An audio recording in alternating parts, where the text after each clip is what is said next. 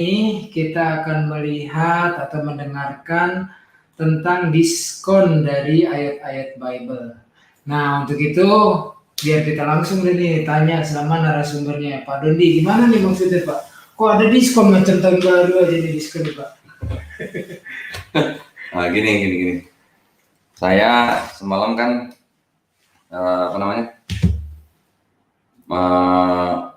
mandu ya, kajian bersama Pak Menaim Ali.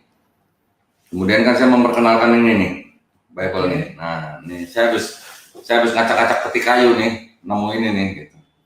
Nah, ini adalah Bible yang disebut dengan The Reader's Digest Bible ya.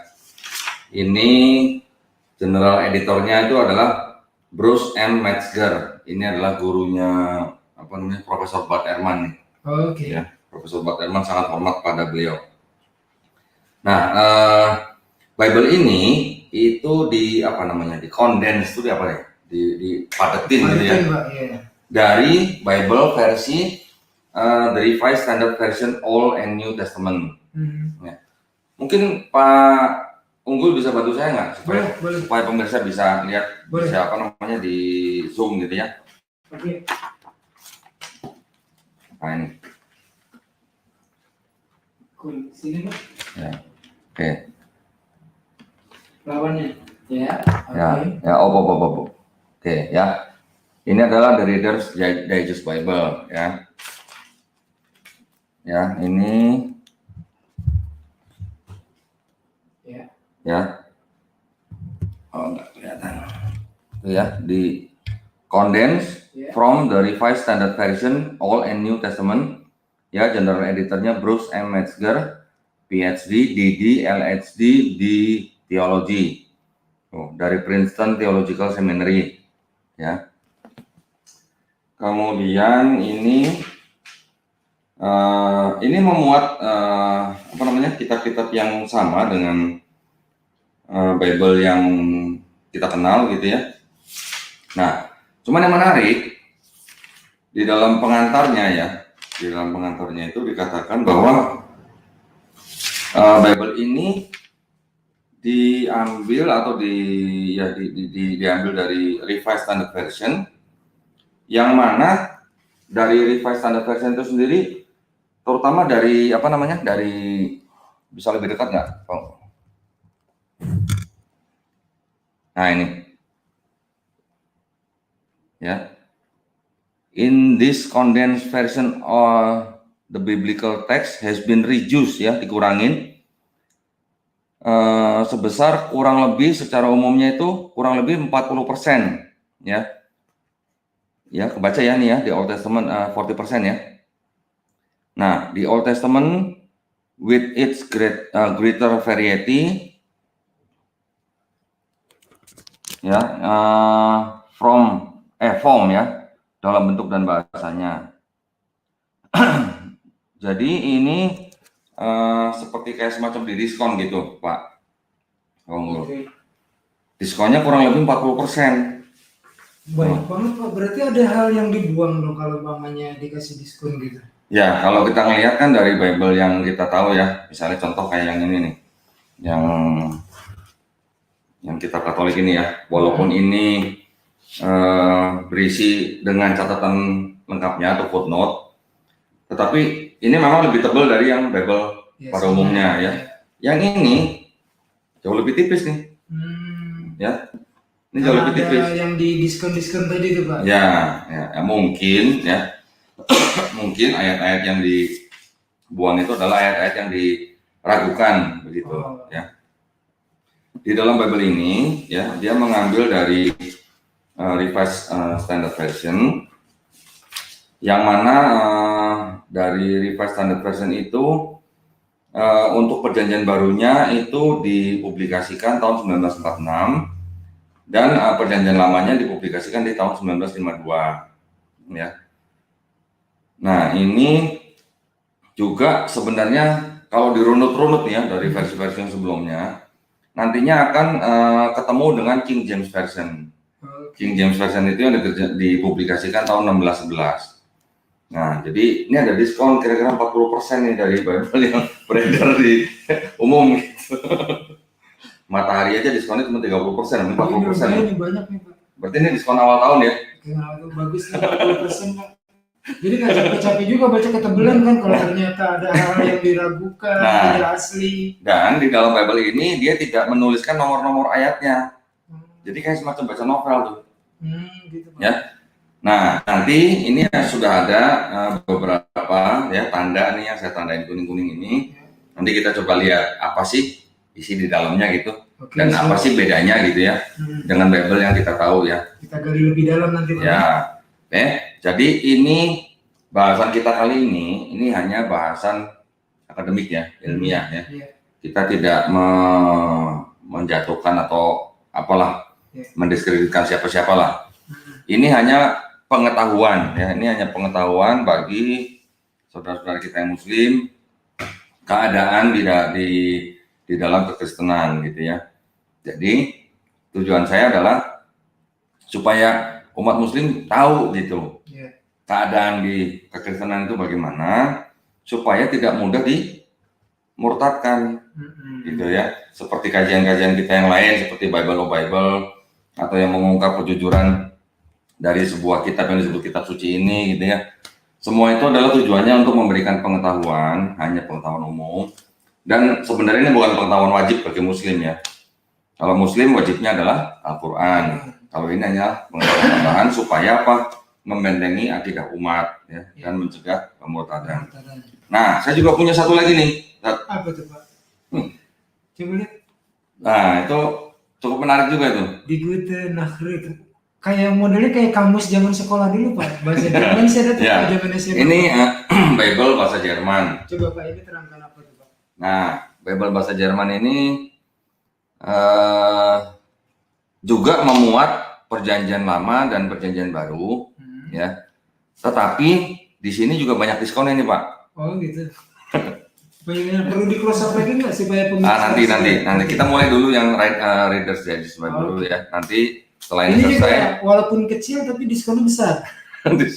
Banyak diskonnya lumayan. Nanti boleh dilihat ya. Ini ada apa di dalam sini? Ini udah saya kasih tanda kuning-kuning ini banyak. Dan ini belum semua loh. Ini belum semua. Baru yang ketemu aja. Baru yang saya lihat aja. Ya. Siap. Oke. Kita lihat dulu ya yang ini ya. Nah, saya nggak ngelihat, saya belum fokus ke Perjanjian Lama, tapi kan karena saya sudah tahu ayat-ayat yang dianggap bermasalah, makanya saya langsung menuju ke beberapa kitab yang dianggap bermasalah itu gitu ya. Nah, Pak Unggul bisa bantu saya? Siap. Ini enggak gini. Kita bandingkan ya. Coba kita buka di Matius ya. Kalau kita lihat Matius nih, nanti kita bandingkan dengan yang ini.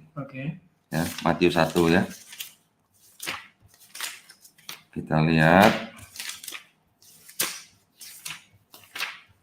Nah, ini kalau punya kitab begini, enak ya? Ada footnote-nya. Sedap kan? Nah, ini Matius 1. Ya, Matius 1. Coba yang para pemirsa tahu kalau Matius 1 sampai ayat 1 sampai 17 itu kan menuliskan tentang apa? Silsilah daripada silsilah Yesus Kristus. Nah. Ya. Oke. Sekarang Pak Unggul bantu saya untuk melihat ini Matius ini isinya dimulainya dari mana. Oke. Ini dulu Pak biar ada perbandingannya. Jadi ini tentang silsilah Yesus Kristus. Oke.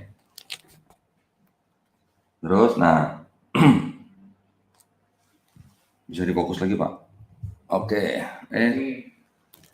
tunggu sebentar. Ya, itu Pak. Ya, itu ya. Ya, perikopnya. Matius itu adalah silsilah Yesus Kristus kan? Ya. Ayat 1 kan, inilah silsilah Yesus Kristus, anak Daud, anak Abraham, dan selanjutnya gitu kan? Ya.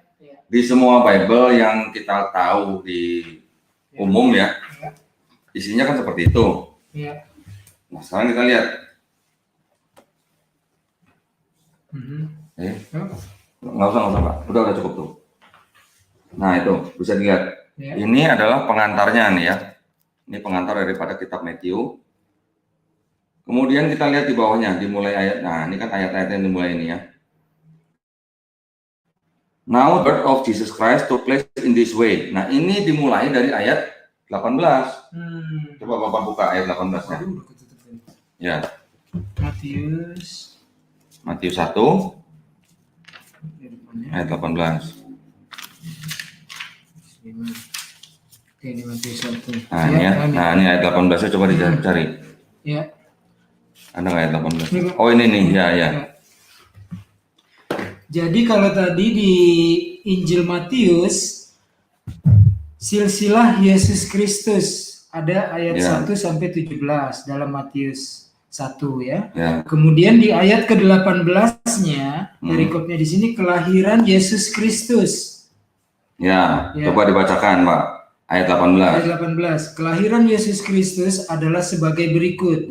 Pada waktu Maria, ibunya, bertunangan dengan Yusuf, sampai habis apa? Ya, nggak usah, 2 ayat aja cukup. Bertunangan dengan Yusuf, ternyata ia mengandung dari Roh Kudus. Sebelum mereka hidup sebagai suami istri. Karena Yusuf suaminya seorang yang tulus hati dan tidak mau mencemarkan nama istrinya di muka umum.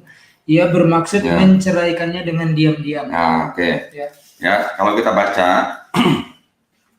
di ayat ini agak tinggi ya. Now the birth of Jesus Christ took place in this way, ya kan? When his mother Mary had been betrothed to Joseph, before they came together, she was found to be with child of the Holy Spirit, ya kan? Berarti kan ini adalah ayat 18 kan? Jadi langsung lompat ke ayat 18. Nah, ayat 1 sampai 17-nya tidak ada kan di sini kan? Iya. Ini saya tunjukkan nih. Ini adalah yang di atas nih ya. Ini adalah pengantar nih ya. In his account of the ministry of Jesus Christ, Matthew repeatedly shows how the works and deeds of Jesus fulfill Old Testament predictions. And frequently he touches on the relation of Jesus teaching to Jewish law, ya kan? Nah, ini bukan ayat kan? Ini adalah pengantar gitu dari kitab Matius ya. Jadi ayat 1 sampai 17 tidak ditampilkan di apa namanya? Ya. Tunggu sebentar. Langsung saja nanti di Markus ya. Oke, Bapak boleh di itu dulu deh. Di ini dulu deh.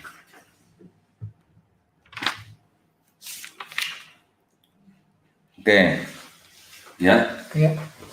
Tadi saya sudah tunjukkan bahwa di Matius yang ayat 1 sampai 17 tidak masuk ke dalam Bible ini. Artinya dikasih diskon Pak ya? Nggak dipakai ya?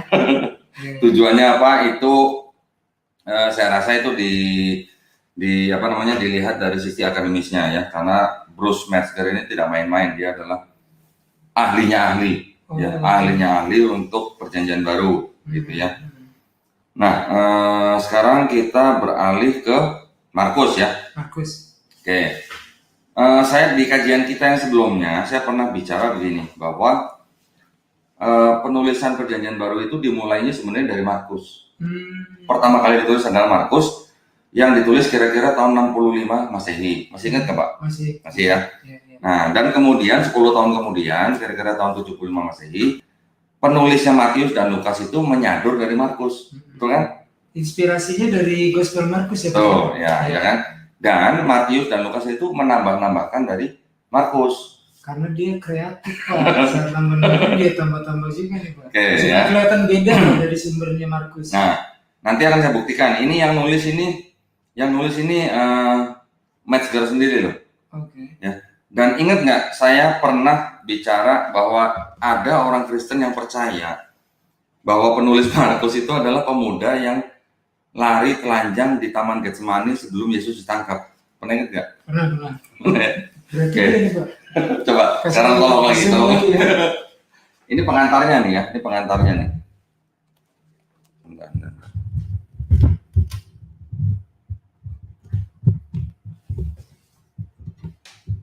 Ya. Terlalu dekat Pak. Mundur dikit. Oke. Nah, boleh stop ya. Ya, itu ya. Ya, widely regarded as the earliest of the 4 Gospels, betul kan? Jadi Markus ini adalah dianggap sebagai Gospel yang paling muda ya, yang paling awal, gitu kan? Mark's account was written within perhaps 30 years of Christ's death and resurrection. Ya, jadi Markus ini dianggapnya mungkin ditulis kurang lebih 30 tahun dari kematian Yesus dan kebangkitannya. Betul nggak? Ya. Kalau Yesus kan dipercayakan melayani sampai umur 33 tahun kan. Nah, ini ditulis kurang lebih 30 tahun setelah Yesus bangkit, ya kan? Berarti benar kan hitungan saya tadi kurang lebih tahun 65 kan, 33 tambah 30, 63 kan? Nah, kurang lebih diperkirakan tahun 65 Masehi. Ya, saya teruskan. Though it is anonymous, the title was added later. Nah, maksudnya apa? Bahwa surat ini tadinya tidak ada namanya, Pak. Tidak ada namanya. Nah, judulnya itu ditambahkan kemudian. Nah, ya. Jadi ini sesuai dengan saya pernah bicarakan bahwa nama-nama gospel itu ditambahkan kemudian. Yang saya tahu itu yang pertama kali menambahkan adalah Santo Papias tahun 135 Masehi, kemudian Santo Irenaeus di tahun 185 Masehi. Ya, betul kan? Nah, yang ini yang ngomong bukan saya nih, ini yang ngomong adalah ini nih ya. Ditambahkan kemudian. Kemudian saya teruskan, ancient tradition ascribes the book to a certain John Mark, a disciple of both Peter and Paul, ya. Jadi tradisi kuno itu mempercayai bahwa penulis ini adalah John Mark, murid dari Petrus dan Paulus, gitu ya. Yang dikatakan menulis ini di Roma ya, who is said to have composed it as at Rome as a summary of Peter's preaching. Dipercaya menulis di Roma sebagai ringkasan dari pengajaran Petrus ya. The text in any case shows considerable knowledge of Palestine and of the Aramaic language spoken there, while its occasional Latinisms suggest Rome's influence. Maksudnya teksnya ya itu menunjukkan pengetahuan pengetahuan orang Palestina ya, dan dari bahasa Aramaik yang digunakan di sana. Sementara bahasa Latinnya itu dikarenakan ada karena pengaruh dari Roma, begitu Pak. Ya. Kemudian saya lanjutkan. Sebentar. Ini lama-lama pegel juga nih megangin begini. Originally written in Koine, ya, awalnya ditulis dalam bahasa Yunani, the everyday Greek of the time, yaitu bahasa Yunani pada saat itu. Mark is the least polished of the Gospels. Ya, buku Markus ini adalah yang paling sedikit dipoles daripada Gospel-Gospel. Though the author reveals a flair for graphic description. Meskipun pengarangnya membeberkan semacam deskripsi dari grafik itu ya. The narrative opens not with the birth of Jesus in Bethlehem. Pembukaannya tidak menceritakan tentang kelahiran Yesus di Bethlehem, but with the preaching of John the Baptist. Tetapi dibuka dengan khotbah daripada Yohanes Pembaptis, who is presented as the fulfillment of the prophecy, yang mewakili pengenapan daripada nubuat. Ya. Following Jesus' baptism and temptation, mengikuti pembaptisan Yesus dan percobaan Yesus. His messianic ministry begins at once. Pelayanannya langsung dimulai, leading swiftly to the climax. Ya, diteruskan dengan sampai kepada klimaksnya. The week of Jesus' passion at Jerusalem, culminating in the crucifixion. Ya, jadi menceritakan minggu-minggu pada waktu Yesus sebelum disalib. Nah, ini kalimat yang terakhir yang menarik nih Pak.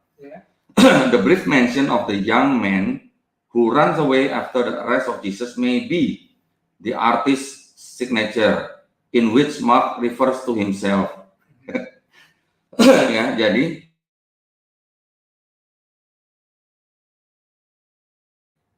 yang melariki setelah penangkapan Yesus mungkin itu adalah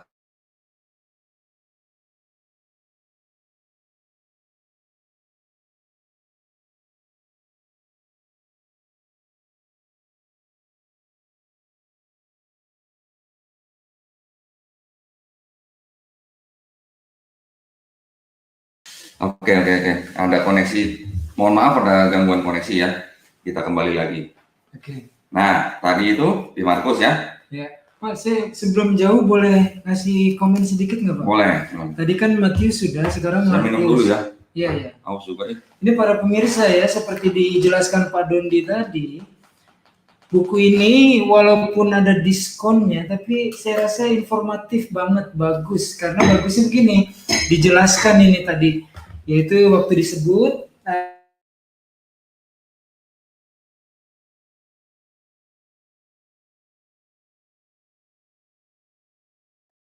pengantarnya widely regarded as the earliest of the fourth gospel. Jadi itu dikasih keterangan. Kemudian ada keterangan-keterangan lain. Sementara gospel ataupun Bible yang umum ada itu kan enggak, langsung aja dia tanpa ada keterangan. Artinya bukan saya menyalahkan, enggak, tapi maksudnya buku ini walaupun sudah dikompres, diperkecil tadi, dikasih diskon, tapi informatif kalau menurut saya. Ya. Gitu Pak Daniel. Ya. Tapi berarti benar dong yang kabur malam-malam telanjang itu di Taman Getsemani Markus itu sendiri Pak. Nah, nggak tahu itu yang ngomong kan Bible ini kan, gitu, ya? Bukan kita kan? Iya kan kata ini keterangan tadi. Gitu. Ya, ini apa namanya? Jadi ini membuktikan omongan saya dulu ya. Iya. Yang saya bilang ada orang Kristen yang mengakui bahwa yang dimaksud dengan Markus itu adalah anak muda yang lari telanjang di Taman Getsemani. Waktu kisah penangkapan Yesus. Jadi dia waktu itu hanya mengenakan sehelai kain lenan gitu. Pertanyaannya, ngapain malam-malam di taman cuma pakai sehelai kain lenan gitu? Di sini ada kedinginan Pak, apalagi di Taman Getsemani malam-malam. Oke, kita lanjutkan ya. Ya, siap. Oh ya, ini sedikit saya tambahkan di Markus. Kita pernah waktu itu sama Pak Unggul atau bukan ya? Yang kita bahas mengenai akhir daripada Markus 16. Akhir Markus 16 itu teks aslinya itu dipercaya adalah hanya sampai ayat ke-8. Ya. Tetapi banyak Bible yang memuat akhiran yang panjang. Jadi ada ayat 9 sampai 20. Itu dianggap adalah sebagai ayat tambahan ya. Nah, saya penasaran, saya lihat di sini. Nah, rupanya di sini dia juga menggunakan akhiran yang panjang gitu. Ya, di Markus itu. Jadi dia tidak sampai ayat 8 tapi diteruskan sampai ayat 20 gitu ya. Oke, sekarang kita pindah ke Gospel Luke ya. Nah, yang ingin saya garis bawahi atau saya soroti adalah Pak Unggul tolong zoom lagi Pak. Siap.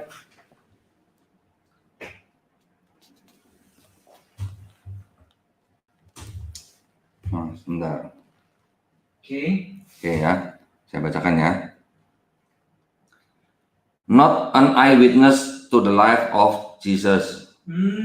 Jelas banget itu. Apa artinya? Bukan saksi mata dari kehidupan Yesus. Nah, ya. Berarti jadi dia bukan saksi mata. Bukan saksi mata. Jadi kalau ada orang Kristen yang bilang penulis gospel itu semuanya adalah rasul-rasul atau murid-murid Yesus, nah ini dibantah sama Bible ini, ya, dibantah sama Bible ini.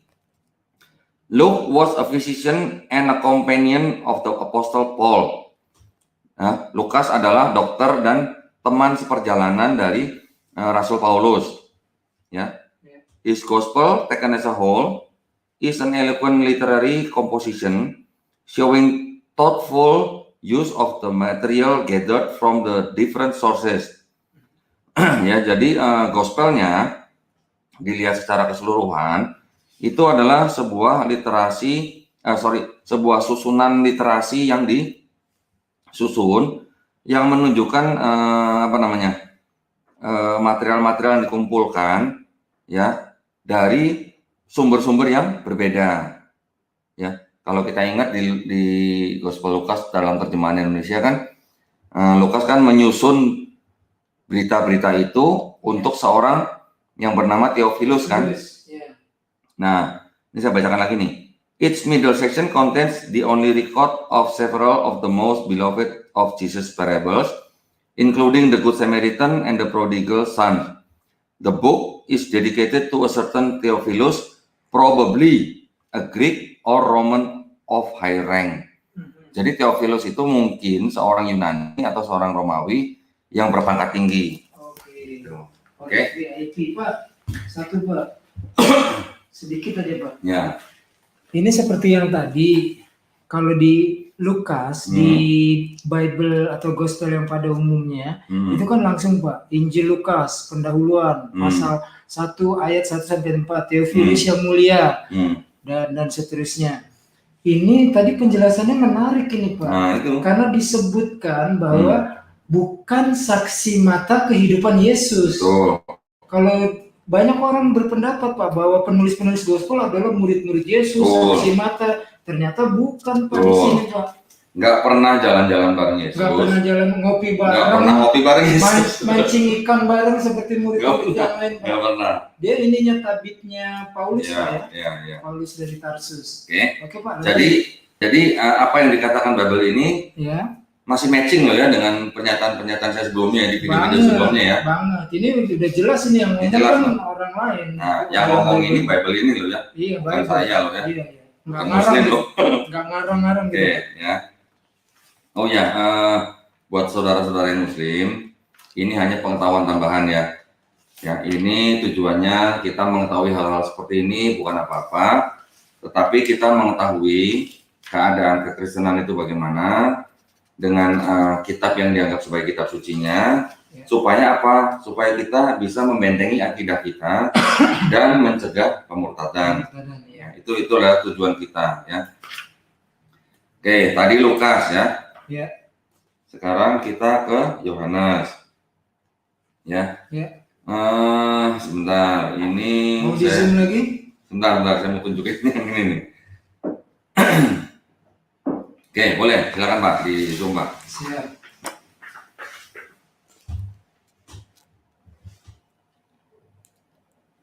Oke, kurang deket dikit Pak.